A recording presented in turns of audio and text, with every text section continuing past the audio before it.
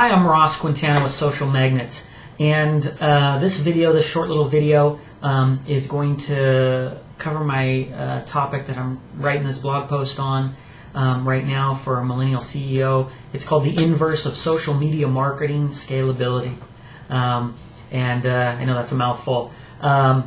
Anyway, the whole concept of it is basically just taking a look at the total missed opportunities that big businesses, little businesses, and individuals are missing when it comes to social media.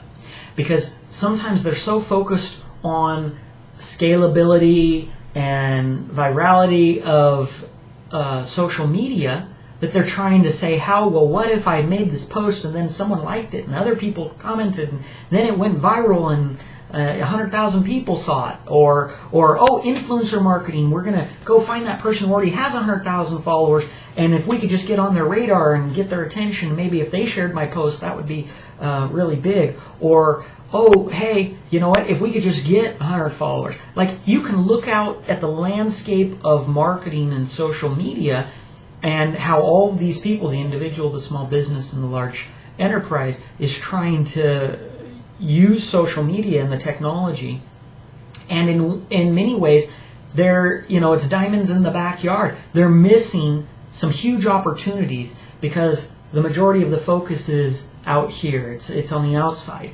and the word even inverse means, when you break down what that word means, it means to turn in, and instead of looking at the outside and the big things, kind of macro, we focus on the micro. And where's the power in the micro? There's great power in that. The traditional thinking is, we'll target our audience.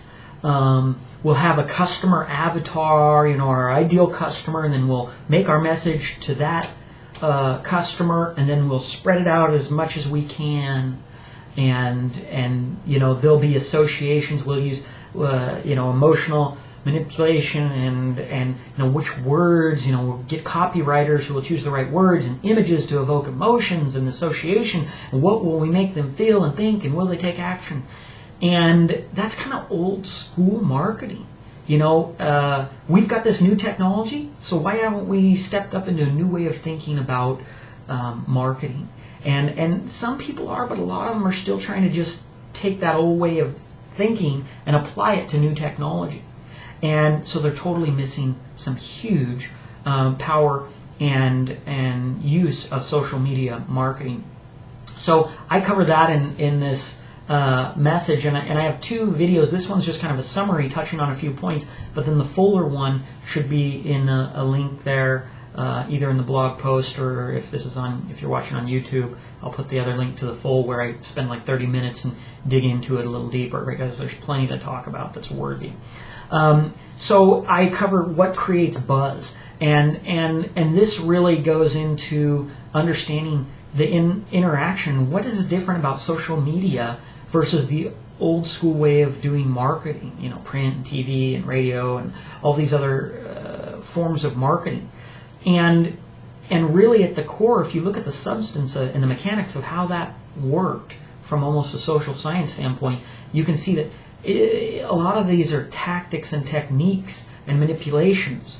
But it's almost like a doctor who's operating on a patient but hasn't bothered to ask the patient some information to really diagnose what they should be doing. And that's how most people are doing marketing.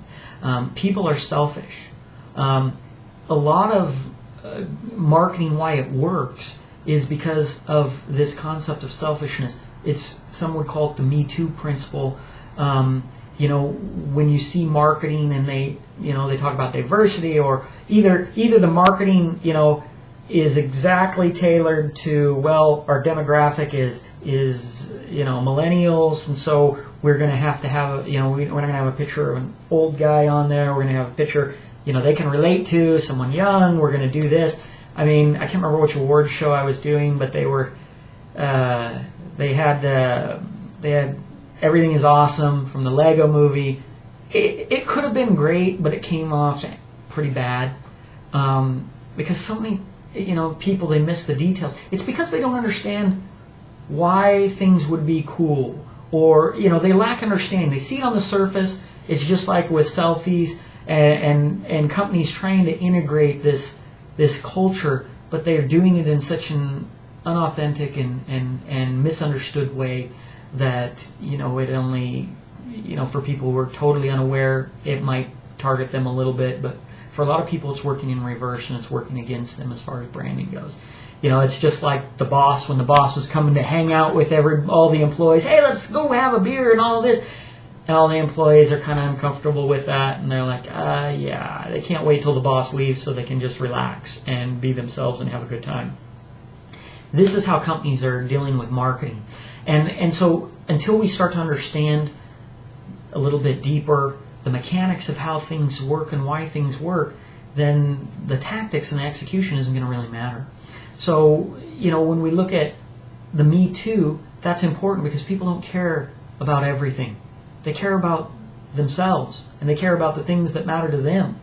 And for the first time with big data, we can start to figure out what those things are. Now, there's tons of privacy concerns. It'd be nice if these guys weren't reaching into your pocket, right, to steal your data, or giving you a tool so they can mine your data instead of giving you the option of making some of your data available, or using their service without making their data. I think we're going to see those days coming when these companies, there's not that many, and they're not doing that great of a job, and so there will come worthy competitors. You can guarantee that.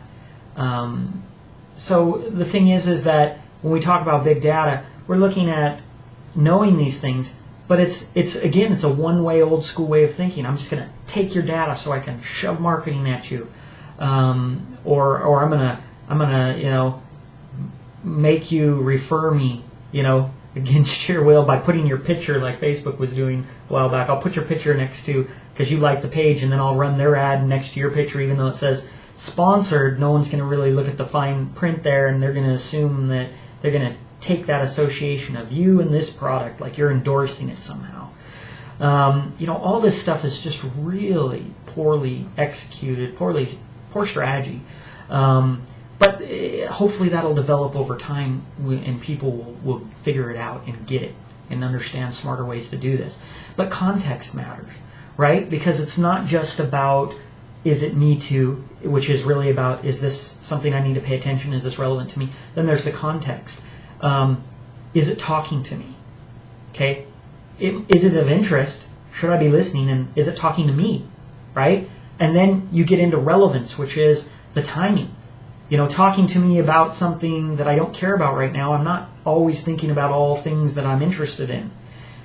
There's times if I'm snowboarding that I care about snowboarding at that time. Running an ad in the middle of summer about snowboarding, so that I'm going to buy a new board or something. There's no point to that.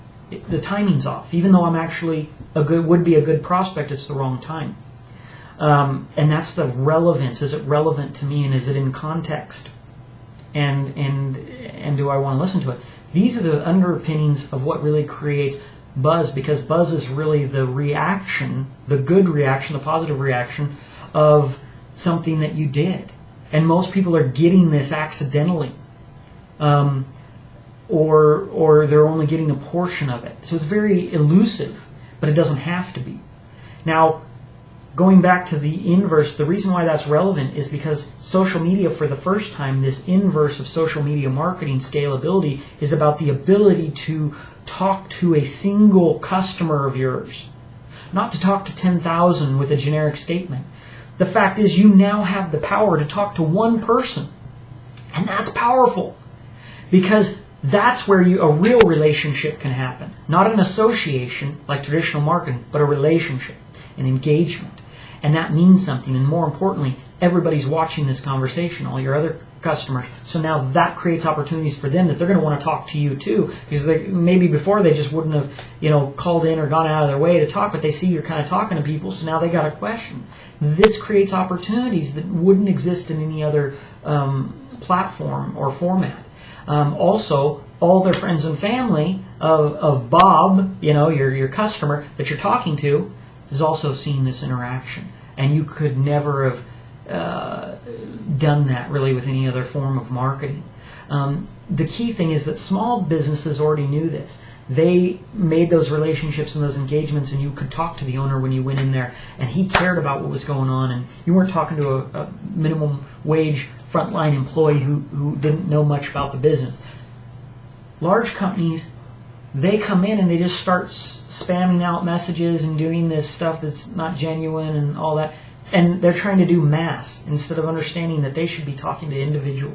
And they can do the other stuff, but they should be talking. Some real power goes into talking to the individual and connecting on that level, because now that person will look at every piece of your marketing differently because they have a relationship with you and there's something real and tangible there.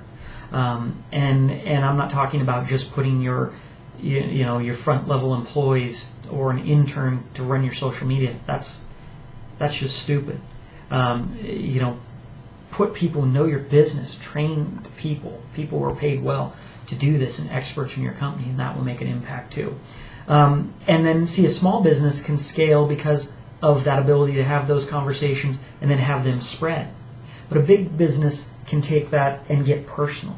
And that's where you can take the best of both worlds, and really either side can grow their business in a tremendous way. Anyway, if you want the full talk that I do on this, you can click the other link. I'm just get in and get out on that. Don't forget to subscribe. Leave comments. Tell us what you think. I'm going to be working on doing more videos now. I've been doing a ton of other projects, but there's a lot of stuff I'd like to talk about. Might do a podcast. Not sure. Anyway, leave a comment below. Hope you enjoy this post. And until next time, I will see you later.